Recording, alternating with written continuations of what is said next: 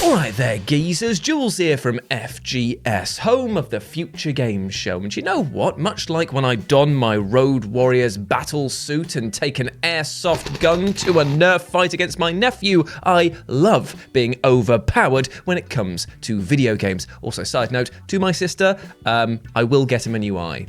Apologies. From godlike powers to weapons that can turn Gateshead into more of a smouldering crater. Well, at least there'd be less Betfreds there.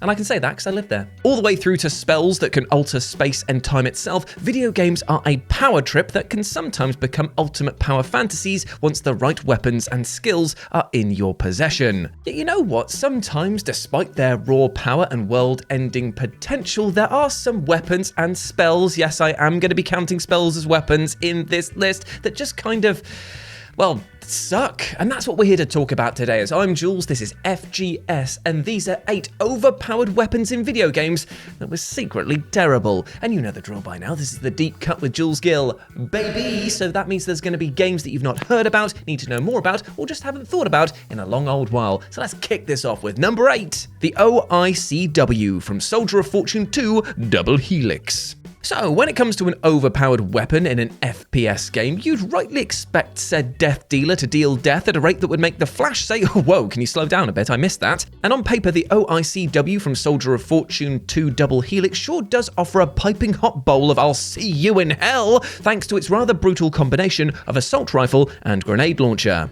With its top-notch fire rate, impressive damage output, and the ability to blast foes to pieces, there is a lot about this gun that's going to make you stare lovingly at an NRA ad as you just get a bit hot under the collar. But maybe we should pop the safety on this just for a moment because, let me tell you something, this gun kinda sucks. Because it turns out that it's got a carry and conceal license, and the thing that it's concealing is a rather stinky feature, that being that the grenade launcher aspect of this gun is fucking woeful. For if you were expecting to flump and dump some explosives on your enemies at range and then barrel through mopping up the rest, the OICW stops you in your tracks, pushes its nerd glasses up its nose and says, excuse me, have you considered the trajectory and ranges of your intended target? Before then pointing out that the grenade launcher can only fire if you dial in your intended boom zone with a rangefinder and laser pointer. This, as you would imagine, grinds the action to a halt, as now instead of blasting people to pieces, what we're really doing is getting out our protractors, licking our fingers and measuring the airspeed velocity,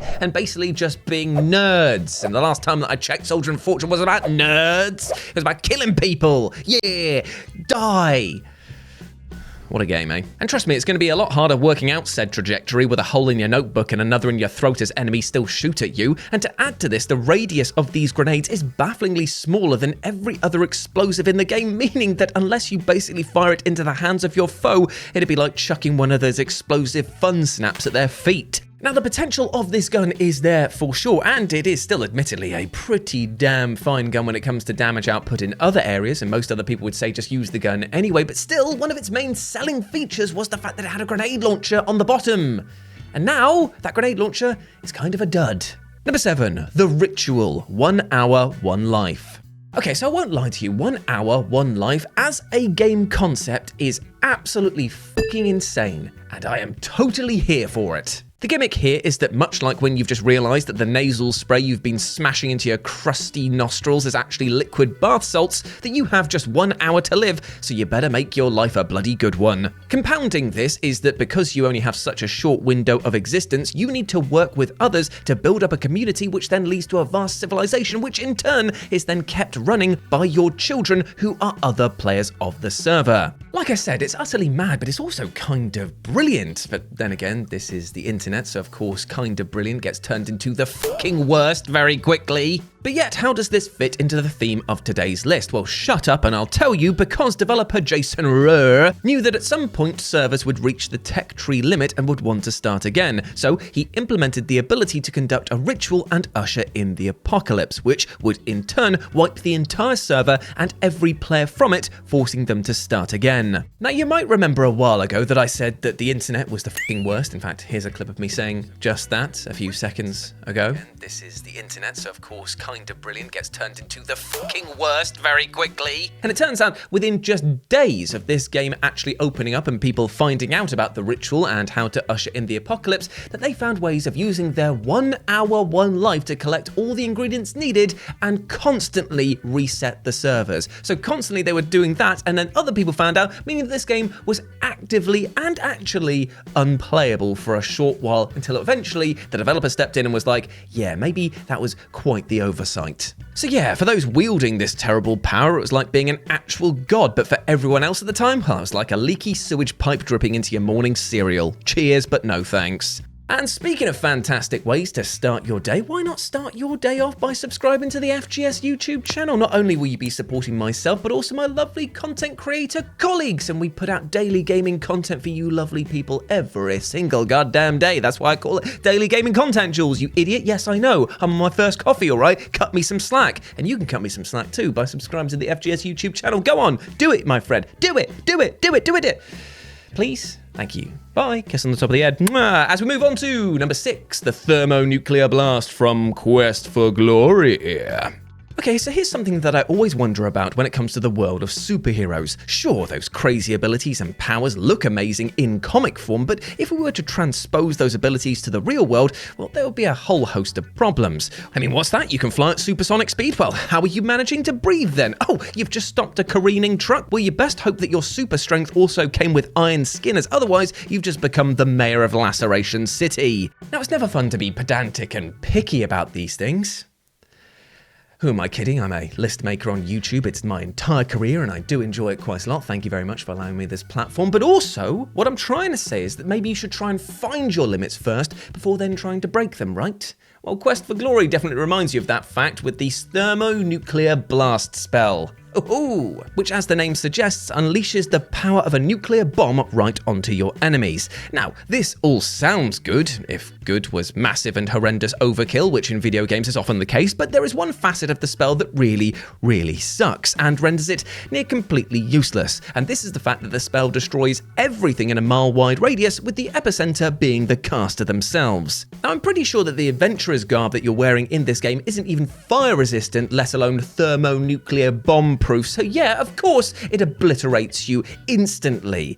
Admittedly, it does allow you to go through this game's many comical game overs, but at the end of the day, being able to kill everyone and everything, including yourself, well, it doesn't leave much of a tale to tell afterwards, does it? Number 5, the Rat Ogre, Mordheim, City of the Damned.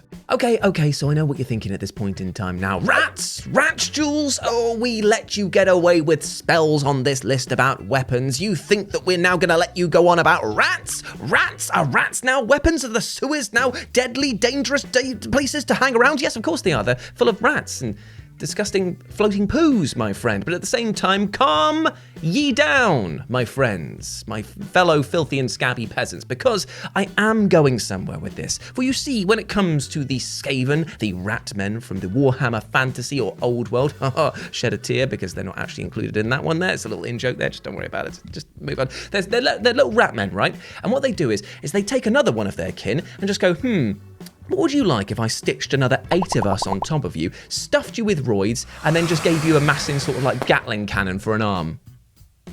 Yeah, that sounds pretty good actually. I would consider that to be a weapon, right? It's a bioweapon. If we're counting the sort of bioweapons, and we definitely do from the Resident Evil franchise, then this definitely counts, all right? So get off my case. Get off my case. And when it comes to the rat ogres, just look at those muscles, look at that raw power, look at those giant nibbling teeth. What a specimen, what a dominating force, what a fucking letdown he is in this game. Seriously, for all of its visual potential and impressive stats, the rat ogre is lacking one pretty vital component to be actually reliable in battle. Intelligence. Well, that and suitable armor. I mean, come on, dude, you're the size of a house, and I know that you want to show everyone your oiled up beef, but at the end of the day, maybe running around in a tatty little loincloth while somebody tries to stab your gizzards out isn't a great idea. Just put a, baking tray on front, at least. Come on. I care for your safety. Still, stupid is as stupid does, and if you fail a stupidity test, which, by the way, is super easy, seeing as the Rat Ogre has pretty much the worst intelligence stat in the entire game, you'll spend your entire turn doing nothing at all, but with even less sexy Flanders. Thankfully, this can be worked around if you have another wee rat boy nearby with the guidance skill to say, stop licking yourself, you'll go raw, and please attack that zealot over there who wants to cave my skull in. But this requires resources, protection for your new cheerleader, and also is a skill that can't be used in combat, so look forward to yelling at your screen while your rat ogre Mr. Nibbles decides to scratch his arse whilst getting his eyes poked out with a pike. Oh, and to top all of this off, the guidance skill is something that you have to activate in your turn with that other rat, meaning that if for some reason the turn order is messed up, and it can and will be done so in Mordheim because it's a crazy, crazy place, you may find that your person who needs to say, please stay focused, activates after the rat ogre, meaning that that's 2 wasted turns. Oh boy! Mordheim! Wee! Yay! Oh, Rat Ogre, you were this close to being useful. You really were. But unfortunately, in this case, this also represents the size of your brain and how much patience I fucking have left. Number 4, Phantom Soul Blade.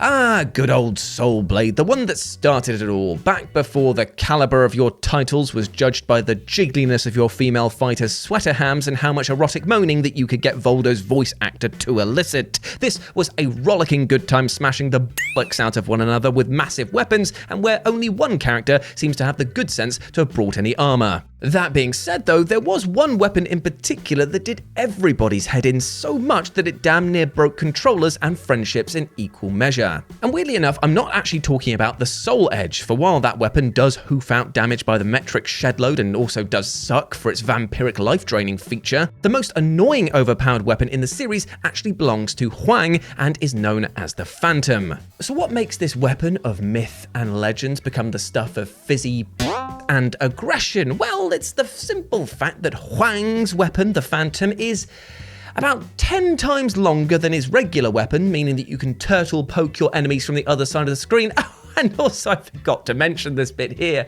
The blade is fucking invisible. It's invisible. What? What? What? Is what you'll be saying as you're being sliced and diced by this bloody thing. Now I know that there's going to be some slippery pigs out there that will mention that the power of this weapon is much lower than most other weapons in this game, but there is still nothing worse than being slapped by an invisible blade over and over and over again and having no idea of its reach, especially if those slaps add up to a KO or ring out. It almost feels like cheating, and I tell you what, if you rely on the Phantom too much, you will also ghost your entire friendship circle, which in the days of the pre-internet multiplayer era was pretty terrible indeed. Number 3, spells with a long casting time. Avencast Rise of the Mage. Okay, so let's get one thing clear from the off. I genuinely had such a good time with Avencast Rise of the Mage that I'm legitimately annoyed that it's a one and done affair, as the idea of combining over 50 different spells with the principles of an arcade beat 'em up where magic is cast using combos is a really fun and inventive take on the formula. Being able to charge through dungeons and waft magic destruction over my foes before then dodging and diving out of harm's way kept the action feeling tense and engaging, even if it did sometimes look like reheated sick when it came to the graphics and had a camera that was sometimes afflicted by a spell known only as stupidest drunkest fuckus. Yet there was one sticking point that really wiped its ass with my big old book of magic, and that was whenever I tried casting a spell with what the game would term a long casting time. Spells like Glacial Soul Meteor or Meteor of Light, for example. Now to be clear, these spells looked the utter business and would swallow health off of an enemy like that one lad on Instagram who refuses to chew his food despite nearly dying all the time. But the problem is that these spells were cast in real time and were done so by inputting button combinations, which, as you might have guessed, can still move you and the camera whilst you're casting. This, coupled with the fact that enemies are still moving around in real time as well, definitely resulted in more times than I'd care to want to have in a video game. By the way, that number is 0, just for the record, of me calling down this almighty meteor or something, it's smashing into the ground and then realizing that my enemy was about 10 foot over there just going, "What are you doing? You okay?" And you're just there like gasping because you've just spent all of your MP just there like, "Give me a minute, mate. Looked pretty good though, didn't it?" And he's just like, yeah, nice one, mate, nice one. I'm gonna stab you now, okay? Yeah, fair enough. Nothing takes the wind out of your wizard robes quite like wasting a ton of MP and time just to give the dungeon a bit of fucking mood lighting. Number 2, Chronicle 2 Dark Cloud. Oh, Dark Cloud, how much I love thee. Seriously, this is a game that has a little bit of everything for everyone. If you like dungeon dives and adventuring a la Legend of Zelda, Dark Cloud is for you. If you like city building and micromanaging towns, Dark Cloud is giving you those come-hither eyes. And if you love old men casting magic bubbles around houses to save them from a margin boo from Wish, then Dark Cloud has got you and your oddly specific interests covered. Yet for all of its glorious positives, there is one absolute stinker that comes at the end of this game that feels just like a punishment. It is the final reward given to players who invested so much time and effort into this game and yet feels like the worst way to reward them possible. I'm speaking, of course, about the Chronicle 2, the ultimate weapon in Dark Cloud with the highest stats, the edgiest look, and of course, the hardest quest to unlock it. In order to wield this monstrously powerful blade, you need to complete 100 levels of a secret dungeon and defeat a final optional boss who makes all of the other ones look like that cotton candy boss from Yoshi's Island. However, if you can stand up to big, tall, and gruesome over here, you'll net yourself the Chronicle 2, the apparent sequel to the Chronicle 1, which is, as most sequels are, bigger, badder, and sometimes a little bit hollow, you know what I'm saying? And why is this? Well, because you've been gifted with a weapon of absolute world-ending potential, and yet have no one to use it on at all. All the bosses are done, all the enemies are definitely just an annoyance at this point of the game, and you can't even go down into the local populace and start swiping at them for questioning why you put the post office on top of the water tower. It's called atmosphere, guys, alright? Just f*** off. So yeah, thanks for the overpowered magic weapon. It's a shame that I'll be using this to butter my toast from here on out. And number 1, the Mag Charger. TimeSplitters, future perfect. So friends, when it comes to a rousing FPS game, balance and fair play should be at the front and center of the experience. And please note that I said should, because let's face it, going online in any gun game these days is basically an exercise in how long can you tolerate campers, cheaters, griefers, and full-on racists. Still though, balance and fair play, that's what guns in these games should offer, right? Well, not apparently if you work for Rare when you were developing FPS titles, because they routinely have stuck a middle finger up at the idea of level competition and then capped it in the knees for good measure. Of course, this leads me to talk about the far sight from Perfect Dark. A lot of people probably expecting me to talk about this because obviously you can see through walls, it is incredible damage potential, and it has a homing feature built into it, albeit a slow one, but still, not having to aim, that's definitely good for a gun game, right? But I'm not going to be talking about that because apparently, thanks to some brick-based concussion, the Mad Heads decided to do it again in another game further down the line when they were called Free Radical, and that game was TimeSplitters Future Perfect, and that gun in that game was called the Mag Charger. Yes, the Mag Charger, a gun that fires electromagnetic pulses right through walls and through bonds of friendship. And oh my god, I'm having a goddamn war flashback. Seriously, unlike the projectiles fired by the Mag Charger, we can't go through this again, please, please. But you know what? As terrible as this sounds, and indeed was in any arcade custom match against friends, it's actually a terrible variant of the gun we almost got. But you see, during production, this gun was way more powerful. You could apparently charge its bullets like you could the laser pistol so that it would be one-hit kills, right? Still seeing through walls. Fantastic. And it had unlimited ammo. What? Why? Why was that ever a thing? So weirdly, what we're left here in the game is a gun that is still in its current form an utter pain to deal with, but is actually and secretly a terrible version of the hellscape that the devs apparently spared us from. Thanks? I mean, fuck you, but also thanks?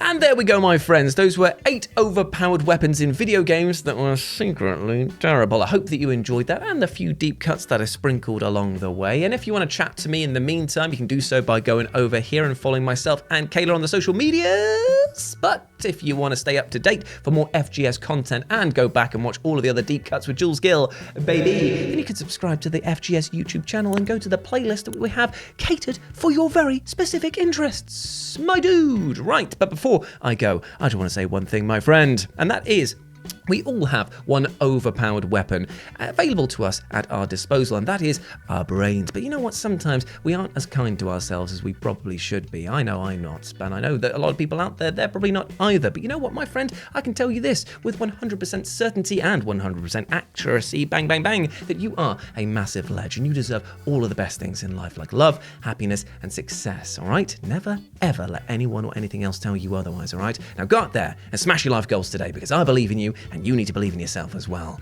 As always, I've been Jules, you have been awesome, and never forget that, and I'll speak to you soon. Bye. And apologies, by the way, I was very tongue-tied recording this, and I don't know why. Sometimes my brain just gets in the way of my words.